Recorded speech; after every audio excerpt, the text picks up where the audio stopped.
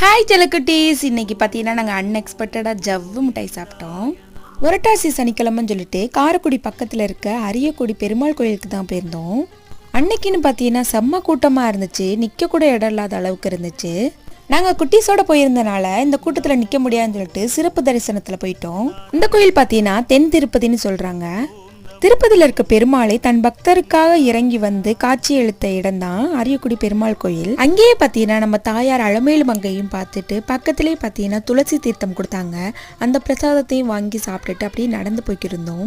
கோபுரத்துல மேல இருக்கிற கலச அழகோ அதே மாதிரி ஒரு வீட்டுக்கு ஒரு பொன் குழந்தை தான் சார் அழகு. திருப்பதிக்கு போக முடியாதவங்க கூட இந்த தென் திருப்பதியான இந்த அரியக்குடி பெருமாள் கோயிலுக்கு வந்துதான் எடைக்கு எடை இந்த காணிக்கை செலுத்துறது எல்லாமே பண்றாங்க. அப்படியே நாங்க சாமிலாம் கும்பிட்டுட்டு அப்படியே வெளியே வந்தா ஜவ்வு மிட்டாய் வித்துக்கு இருந்தாங்க. இது எனக்கு ரொம்ப நாள் ஆசை, இன்ன வரையும் நான் பார்த்ததே இல்லை. அங்கே வித்துக்கு இருக்கவும் குட்டீஸுக்கெல்லாம் போட்டு அழகு பார்த்துக்கு இருந்தோம். மீசையும் வச்சு அவ்வளோ சூப்பர்